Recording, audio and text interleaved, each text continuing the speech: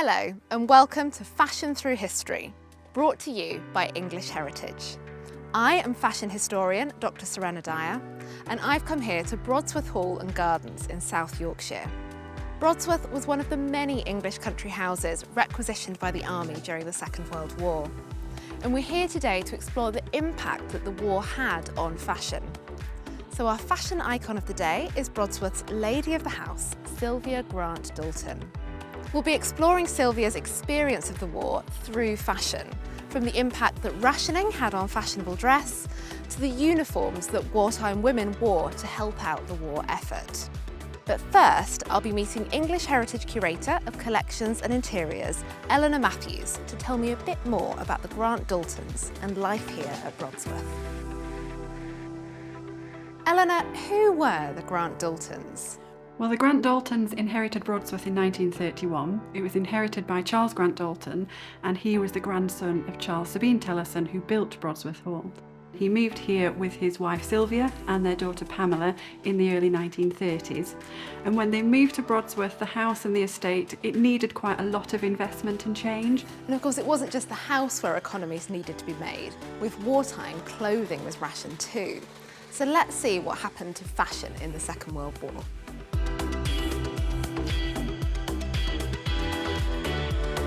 So here to help us, we have the lovely Gemma. Gemma is already dressed in a fashionable dress from the 1940s. Gemma, how does it feel? It feels really good, actually. It's very warm, it's very mobile, it's lovely. Great. Well, you look very stylish and comfortable, not at all the sort of dowdy fashions that we might associate with wartime. And that was absolutely the case. Women were really innovative and played around with their fashion to make it work. But of course, they were also dealing with rationing. Clothing rationing was introduced on the 1st of June 1941, and from then on, utility clothing really became ubiquitous in Britain. Clothing was bought with ration coupons, and a dress in the 1940s would probably cost around 7 coupons. But people were only given about 3 coupons a month by 1945, so it was quite expensive to get a new gown. So people had to get really savvy and ingenious with how they were getting their dress. And this meant that a lot of people were turning to make do and mend and actually repairing or changing or altering garments that they already had and just getting really clever and ingenious with their clothing. And we can really see this in the gown that Gemma is wearing. Now, probably the most visually impactful part of this gown is this wonderful zigzag effect across the yoke.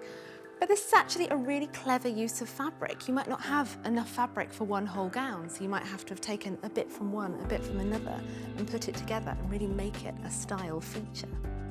But we can also really see that the person who made this gown really knew what they were doing.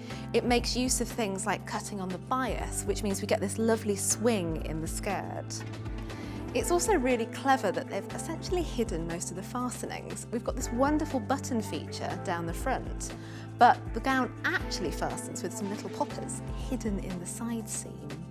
So Gemma, you look very comfy and at home. Are you ready to go and make yourself at home here at Brodsworth? I think so, I feel very comfortable here. Lovely.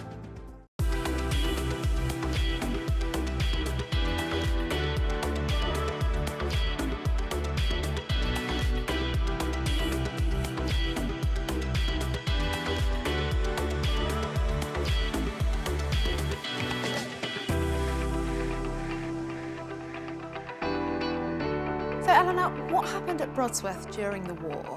Well, Brodsworth was requisitioned by the army during the Second World War. Many units served at Brodsworth. The first was the 44th Home Counties Infantry Division, and the officers were based here in the hall. Other soldiers stayed in the parkland, in farms and cottages, and also in the stable block. And what was quite unusual is that the Grant-Dalton family stayed at Brodsworth during the war, so they actually shared the hall with the officers, so must have interacted with them quite a bit. And the family did a lot for the war effort. They held garden parties to raise money, they held fetes within the parkland, and also Sylvia and Pamela Grant-Dalton themselves, they both volunteered as VAD nurses, voluntary aid detachment nurses, at the nearby Ward Oldham Cottage Hospital in South Emsall. So their new wartime roles also meant a whole new outfit for Pamela and Sylvia. So let's see what that would have looked like.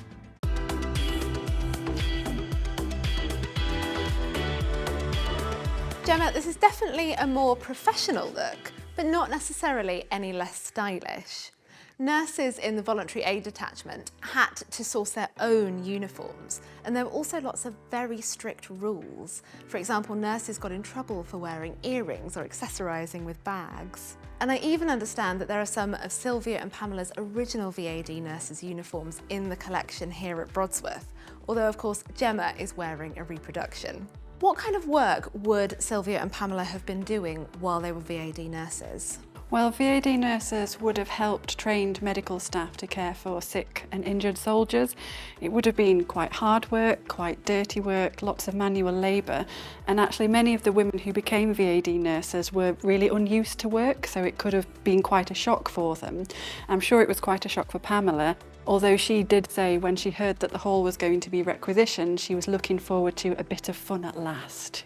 Her mother Sylvia, who also volunteered, she would have known what to expect as she had previously volunteered as a VAD nurse during the First World War before she was married. So, Gemma, how does this feel compared to your civilian outfits? Do you feel ready to join the war effort? Definitely. It's very comfortable. This is by far my favourite outfit. Wonderful. Well, let's see what happened after the war ended.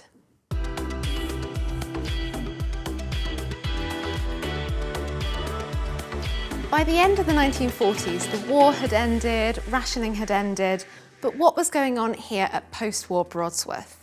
Well, after the war, the soldiers had all left, and Victorian houses such as Brodsworth were considered quite impractical, quite outdated, so the fact that it survives after the war is really remarkable. Now, Sylvia continued to live here after the war. Her husband Charles sadly died in 1952, and then her second husband died in 1970. And then after that, Sylvia lived here with a few staff and one devoted cook housekeeper with her, but she was often visited by friends and family for extended periods of time. So very much a story of determination and survival.